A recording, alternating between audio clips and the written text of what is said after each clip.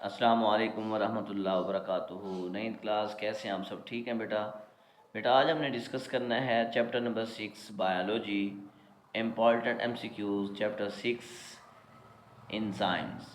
अब इंजाइम जो है, इंजाइम के बारे में सबसे पहले विलहेल्म कोने जो था, एक बायोलॉजिस्ट है, उन्होंने जो है ना इंजाइम के बारे में सबसे पहले टर्म यूज़ की थी और ये 1878 के अंदर था। All enzymes are made of protein. Enzyme जो होते हैं बेसिकली प्रोटीन से बने होते हैं। तो यहाँ पे हम देखेंगे इंजाइम जो हैं इट एक्ट एज को इंजाइम। तो इसका जो करेक्ट ऑप्शन बनेगा हमारे पास वो है राइबोफ्लेविन। ठीक है, फ्लेविन और हीम जो है ना, ये दो ऑप्शन जो है ना, ये बेसिकली हमारे पास को फैक्टर्स के जो है ना ये एग्जांपल्स में आ जाते हैं। तो बेसिकली को फैक्टर की भी एक टाइप है जिसे हम कहते हैं को इंजाइम। को इंजाइम के साथ बेसिकली जो करेक्ट ऑप्शन बनेगा क्या बनेगा? राइबोफ्लेविन बनेगा। इसके अलावा राइबोफ्लेविन के अलावा थायामीन है हमारे पास, ये भी क्या है, एक्ट एज अ को इंजाइम के तौर पे क्या होते हैं, इन्वॉल्व होते हैं रिएक्शन में। इसके बाद सेकंड एमसीक्यूज है lock and key model was proposed इन। हमारे पास जो है ना ये इसका करेक्ट ऑप्शन बनेगा 1894। 1894 के अंदर ईमेल फिशर था, एक केमिस्ट था जिन्होंने लॉक एंड की मॉडल को प्रपोज किया था। इसके बाद नेक्स्ट है हमारे पास इट एक्ट एज अ को फैक्टर। अब हमारे पास जो इंजाइम होते हैं वो क्या होते हैं, अगर हम देखा जाए को फैक्टर के तौर पे भी काम करते हैं। यानी को फैक्टर कहते हैं नॉन प्रोटीन मालिक्यूल को अपने साथ अटैच कर देना। तो वो हमारे पास फ्लेविन भी है, हीम भी है। तो ये दोनों जो है ना बेसिकली को फैक्टर के तौर पे क्या होते हैं, इंजाइम के साथ अटैच होते हैं। तो इसका आंसर जो बनेगा वो डी बनेगा, ए एंड सी ऑप्शन। ठीक है, इसके बाद नेक्स्ट एमसीक्यूज है these are also called a bio catalyst. अब वो कहता है कि ये हमारे पास जो ऑप्शन दिए गए इनमें से बायो कैटलिस्ट के तौर पे कौन जो है ना काम करता है। तो बेसिकली हमारे पास क्या है, इंजाइम है। इंजाइम क्या करते हैं, work as a bio catalyst काम करते हैं। ठीक है, इसके बाद नेक्स्ट हमारे पास है Wilhelm Kuhne first use the term of enzyme in 1878 के अंदर उन्होंने क्या की थी, टर्म को यूज़ किया था। इसके बाद नेक्स्ट हमारे पास एमसीक्यूज है हमारे पास meiosis does not occur in prokaryotes. Basically prokaryotes के अंदर जो है ना मियोसिस नहीं होती। उसकी एक वजह ये भी है क्योंकि मियोसिस मीन्स होता है डिवीजन ऑफ न्यूक्लियस। तो यहाँ पे जो है ना वो न्यूक्लियस है नहीं, तो इस वजह से मियोसिस जो होती है प्रोकैरियोट्स के अंदर नहीं होती। आप लोगों ने पढ़ा होगा प्रोकैरियोट्स का कंसेप्ट जो था, क्या होता है ये, इनके अंदर जो है ना न्यूक्लियस नॉट प्रोमिनेंट होता है। इसके बाद नेक्स्ट एमसीक्यू है हमारे पास pepsin an enzyme working in stomach in is active in. वो कहता है जो हमारे पास पेप्सिन इंजाइम है ये हमारे स्टमक में किस मीडियम के अंदर किस पीएच के ऊपर काम करता है। तो बेसिकली पेप्सिन जो है हमारे स्टमक की जो मीडियम है वो एसिडिटी मीडियम है।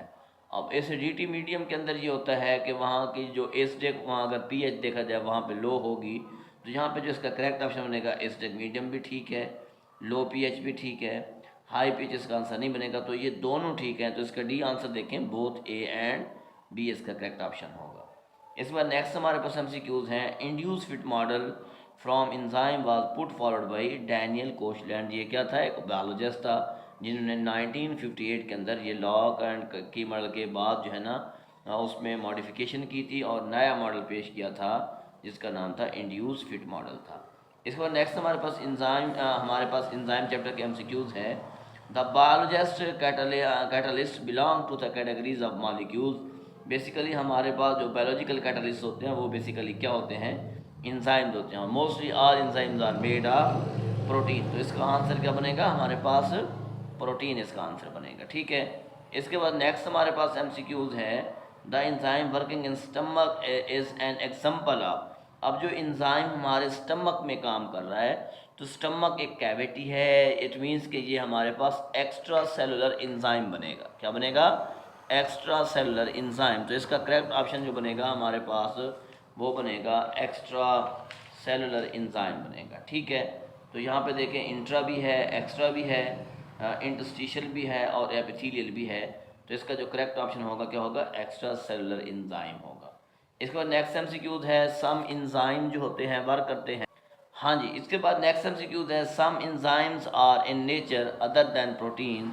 वो हमारे पास क्या होते हैं, मेड फ्रॉम आरएनए होते हैं। ठीक है, इसके बाद जो है ना द नाम protein part of enzyme is cofactor, जो हमारे पास नॉन प्रोटीन मॉलिक्यूल होते हैं वो क्या होते हैं, उसे हम क्या कहते हैं, कोफैक्टर कहते हैं। ठीक है, इसके बाद नेक्स्ट एमसीक्यूज है enzyme the activation energy, lower activation. Enzyme basically need करते हैं लोअर एनर्जी, तो कहते नहीं है जब हम इसकी डेफिनेशन करते हैं, the minimum amount of energy which required to start the reaction is called activation energy. तो हमारे पास लोअर लेवल की जो है ना हम एनर्जी रिक्वायर्ड होती है जब भी कोई रिएक्शन हो।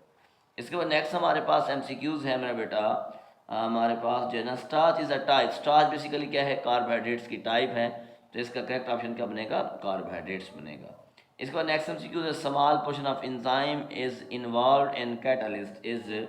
हमारे पास जो है ना वो कहता है कि हमारे पास जो है ना स्मॉलेस्ट पोर्शन जो है ना एंजाइम का छोटा सा हिस्सा जो कैटलिस्ट में काम करता है उसे हम क्या कहते हैं, बेसिकली उसे हम क्या कहते हैं, एक्टिव साइड कहते हैं। तो इसका आंसर एक्टिव साइड बनेगा। ठीक है, इसके बाद नेक्स्ट हमारे पास एमसीक्यूज है the term metabolism is drive from word. Basically ये जो मेटाबॉलिज्म है जिसे हम ऑल बायोकेमिकल रिएक्शन के मजमूए को हम कहते हैं, जो हमारे पास हम कहते हैं कि all the biochemical reaction which occur in living organism for the maintenance of life, वो तमाम रिएक्शन के मजमूए को हम मेटाबॉलिज्म का नाम देते हैं।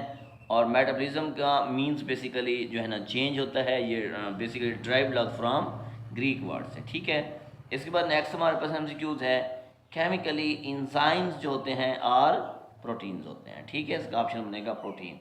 इसके बाद है the molecule on which enzyme act, यानी कि ऐसे कौन से मॉलिक्यूल हैं जिन पर इंजाइम असरअंदाज होते हैं, उन मॉलिक्यूल को हम नाम देते हैं किसका, सबस्ट्रेट का। अच्छा, जिन पर इंजाइम असरअंदाज हो रहे हैं फिर उसको वो कन्वर्ट भी तो करेंगे डेफिनेटली, तो जब वो उसको कन्वर्ट करेंगे तो वो फिर सबस्ट्रेट किस में कन्वर्ट हो जाएगा, प्रोडक्ट के अंदर हो जाएगा। ठीक है, मेरा इसका जो करेक्ट ऑप्शन बनेगा क्या बनेगा, सबस्ट्राइड बनेगा।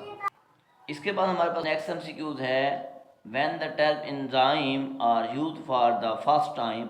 ये हमारे पास विलहेल्म कौन था जिन्होंने 1878 के अंदर इस टर्म को, एंजाइम की टर्म को यूज़ किया था। ठीक है, इसका ये ऑप्शन बनेगा। इसके बाद the catalytic region of enzyme is called active site. ठीक है, इसके बाद which one is an organic cofactor, basically flavin भी है और हीम भी है, ये दोनों ऑप्शन बनेंगे। तो आगे हमारे पास सी ऑप्शन में आता है बोथ ए एंड बी, इसका ऑप्शन बनेगा। इसके बाद है which of the following vitamin act as a coenzyme, वो हमारे पास क्या है, रेबोफ्लेविन भी है, थायामीन भी है, फोलिक एसिड भी है। ये तीनों जो होते हैं ये को इंजाइम के तौर पे काम करते हैं। बेसिकली आपको पता है जो को इंजाइम की टर्म होती है, ये ऐसे मॉलिक्यूल होते हैं जो इंजाइम के साथ टेम्परेरी कम्प्लेक्स बनाते हैं, हम कहते हैं कमज़ोर जोड़े बनाते हैं और ईज़िली वहाँ से ये सेपरेट हो सकते हैं।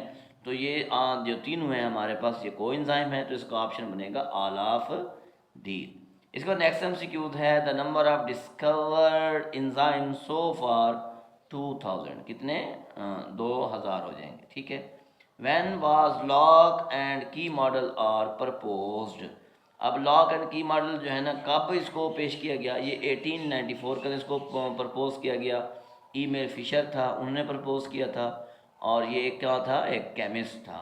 अच्छा, इसमें एक और चीज़ भी याद रखनी है, इसका जो कंसेप्ट था लॉक एंड की मॉडल में, वो कहता है कि एंजाइम की जो एक्टिव साइड होती है वो क्या होती है, नॉट फ्लेक्सिबल, यानी कि हम यूँ कह सकते हैं कि वो कहता है कि वो रिजिड होती है और ये स्पेसिफिक होती है। ठीक है, starch is broken down by the enzyme is called amylase. Amylase ऐसा एंजाइम है जो स्टार्च को तोड़ता है। प्रोटीन को कौन तोड़ेगा, प्रोटीएज होगा। इसके अलावा लिपिड को तोड़ने वाले जो एंजाइम होते हैं उसे हम क्या कहते हैं, लाइपेज कहते हैं। तो ये वो एंजाइम्स हैं जो हमारे चैप्टर नंबर 6 में हमारे बोर्ड के अंदर, डी खान बोर्ड में, पंजाब बोर्ड के जो डिफरेंट बोर्ड्स हैं उन तमाम के अंदर ये वो MCQs हैं जो सबसे ज़्यादा रिपीट होने वाले थे। इनको अच्छी तरह से सुने, याद करें, इंशाल्लाह आपकी इस चैप्टर से सारे MCQs क्लियर हो जाएंगे। अल्लाह ताला आप सबके हामी नासिर हो। जज़ाकल्लाह। अस्सलामु अलैकुम वरहमतुल्लाहि वबरकातुहू।